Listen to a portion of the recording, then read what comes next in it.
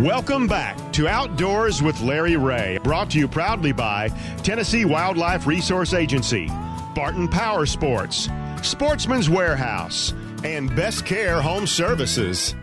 Good Saturday morning, and welcome back to Outdoors with Larry Ray. It's spring in the Mid-South. The bass are biting, the crappie are fat, and the turkeys are gobbling. And here's your host, Larry Ray. You usually say the man with the mostest, the oracle of the South. The mostest, but let's do I got to change it up every now and then. Let's add that. Okay, the host with the most, John Gordon. Larry Ray. We look forward to once a month. John pops in here from Ducks Unlimited. He drives his mini scooter over here from DU, actually from Mississippi. But this is second Saturday, which means that not only is John Gordon with us on Outdoors with Larry Ray, but this is not Bonus Wong. That comes in 2 weeks, but Ron Wong is with us. Good morning, everybody. It's a beautiful day in the neighborhood. No, it's not. You're just saying that because every day's a good day to you. Yes, it is. And if you go the fishing today, send me a picture, okay? The rain is going to kind of put a damper on me because, I might melt out there. Yeah, the fish don't care anything about getting wet, but I do. Well, I would loan you a book to read today because this is a good day to read a book, and It really is. And you know what? I've got a good one to read here too. This one looks like a wonderful book. Yeah. Well, it involves women, so you watch it, Ron. So, okay. I don't know what you guys are saying. I don't know. Food and here John is laughing in the background. I'm not laughing. Hey, no. I was privileged. I guess I was because I've known this wonderful lady for a long time, and through CEOPA and other things, and still got the collection of her children's books, which I still think are the best there is, and the stories about the outdoors and things along that line. And I never know whether to call her Christine or KJ, but it doesn't make any difference. This is KJ Houtman. She has written a book. It's called Why Women Hunt. How you doing there? I'm going to call you KJ. All right, KJ. How you doing, Christine? I am good, thank you. Just don't call me late for dinner. I won't do that. No, we won't do that. From all the way up north in Lake, what is that name of that lake? Lake Minnetonka. I just wanted her to say it. It's like Lake D'Arbonne in Louisiana. I like to hear Lake Minnetonka. Unfortunately, there was a situation that happened here this week. Yeah, in that area. A cyclone bomb. No. What? Irwin Jacobs. Oh, yeah. Passed away. We can't get into owner Irwin. And president, CEO of FLW. Very tragic. Yeah, it really is. And I've known him ever since FLW started, had him on this show many times. And, but let's talk about something positive, and that is why women hunt. And I know that, KJ, when you look at this thing and You had a special person that's special to a lot of folks, not only in Tennessee, but all over the world, because who else could be known as the First Lady of Hunting? And that's hunting, not hunting. That's hunting. And that is our good friend Brenda Valentine, and Brenda's on the line with us, too. Good morning, Brenda. Good morning, folks. How are you? I want to hear more about that turkey gobbling you mentioned earlier. Oh, no. Well, that was me, Brenda. And, that was, that was John. Right. Yeah, that was John. But let's talk, ladies. I know Christine, you have really, Jim Zumbo, you are just, I don't know what's next coming from you other than a book, too, on this subject, but you're just continually surprised me. Talk about the book. Talk about Brenda's association with the book, and talk about why she is way up there in the book talking about what the book's about. Let's talk about it. Well, I think this publisher out in Washington State had contacted Brenda first, and he probably was twisting her arm to write it. But, of course, she's too busy turkey hunting and managing her land. And I just don't know that she wanted to take on the project all that badly, but she liked the concept. And she suggested me to him as a person to look at writing it, and I was very honored. She and I put our heads together to come up with a list of women that we thought would be a diverse and interesting group of women to hear their stories. And if there's one thing about me, is I like to tell stories. It's probably the best thing that I can do to bring forward in the hunting and fishing world is to tell somebody's story.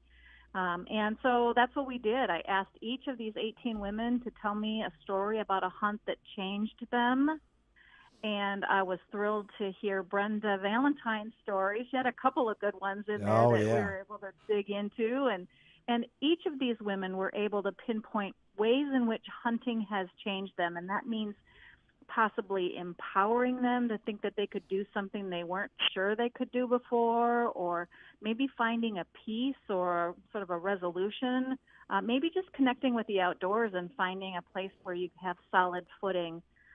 Sometimes it's a spiritual moment. Sometimes it's really about clean, organic meat.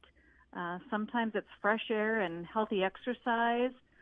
Sometimes it's spending time with others that we care about, and sometimes it's the solitude. Yeah. And I think Brenda, as she listens to this, and she hasn't seen the book, I've gotten a copy here and have gone through it. Brenda, talk about your involvement and your segment is wonderful, but I think your foreword is really a lot. Sets the tone for the book. So I was honored to be asked to write the foreword. I don't know that I've written many forewords to books, and so it was a new experience. But Christine, she hit it right on the nail head. The publisher contacted me and wanted to know if I would write this, and I didn't feel adequate to really do it justice. And I wanted the book to be written, and Christine is the best female hunter, fisher, writer that I know. And so I gave him her number, and I said, just contact this lady, and in the meantime, I think I may have sent an email or something to Christine, and I said, I'm dumping this on your head. If you don't want to do it, I understand. But we did, work compiling this list, and I was pleased with the list because not all of these ladies are long-time accomplished hunters. Some of them are beginners, but I felt like you got a lot of raw truth in it. Yes. It wasn't all, look at me and what I've shot or anything like that. It was pouring out their inner feelings about why they did it and what they gained from it. And I know, when did this start? I mean, the idea and how long has it taken to come to the conclusion here? I know it's like giving birth here coming up on June the 15th for this, and I know both of you are family people and things along that line. So how long has this taken, Christine, to put it together? We're a good year and a half in. Really? Okay. Mm-hmm. Yeah. And let's talk about the 18 women. Now, we kicked that around in the studio here before you guys came on the air with us, and we were thinking other people, this and that and everything. So was the number 18, easy, or was it hard? Well, coming up with a few of the names was easy, but I also wanted to really tell a diverse story. So I had to challenge myself not to pick the 18 easiest names that we could come up with. And I wanted different kinds of stories, women who maybe only started hunting later in life. Yeah. Or maybe a woman that really had to overcome something significant in order to do what she was doing. Or perhaps I knew her story a little bit, that I knew there'd been some tragedy or had been some other part of her life that would make a compelling story that someone would really want to hear. So we have women who were on the cover of Field and Stream magazine, the first American woman, anyway, on the cover of Field and Stream magazine. That's Mia Anstine. Yes. Nancy Jo Adams, who Nancy Jo hadn't started hunting until she was, I think, 42. It was she was grieving. Her father had passed away recently, and her husband had asked her to go hunting with her for more than 10 years. And every time it was a rather vociferous no. And on that day, the day after Christmas, she said yes. And it totally changed her life. Wow. And again, let me interrupt, because folks, we are talking to Christine Houtman, the author of Why Women Hunt, and also on the line with us is our favorite Tennessean here, is Brenda Valentine, who has written the foreword. and has one of the chapters in the book, which is chapter 16. And I will have to say, Brenda, the picture of all of y'all on that side-by-side with your whole family is one of the greatest pictures I've seen in the book.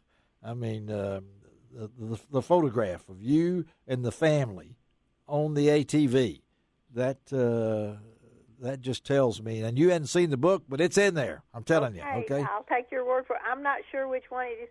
There was one in an old Willis Jeep, like a that's it. It's a Willis Jeep. It's the Jeep. That's a 1948 Willis Jeep. Okay, that's it. Yeah. Taken on Thanksgiving. Okay, yes. All right. That was it. It was cool when you did this. But so we got just a couple of minutes here, and I could go through all this thing so easy, but I just don't have time. 243 pages. 8 by 11, weighs about 4 pounds. No, it doesn't, but it's got a lot of information. It is a heavy matted stock. It's made Wild River Press. Go to www.wildriverpress.com. Look up all of it. And one thing I will say before we close the you two girls is that you've hit on something that a lot of us know. The fastest growing part of the outdoor industry when it comes to hunting is what, would you say, Brenda? Well, it's women. That's right. Yeah. Yes. Yeah. And a lot of people ask the question, why women hunt? And I think the whole purpose was to answer some of that, and it's as diverse bunch of answers as the people are that are in it. Well, this is a wonderful book, Christine. Thank you, both of you girls, for taking time to be with us on Outdoors with Larry Ray today. We'll stay in touch. And again, folks, that's Wild River Publishing, Wild River Press. It's a wonderful book, Why Women Hunt, by K.J. Houtman, Houtman. June the 15th is coming out. It's perfectly timed for Father's Day, okay? I mean, that's awesome. Yeah, awesome. I think it is, yeah. Well, thank y'all. We'll talk to y'all down the road. All right. Bye, Ron. All right, bye. Bye-bye. All right, let's take a break. Come back on Outdoors with Larry Ray. We're going to hear a story of all stories when it comes to trap shooting.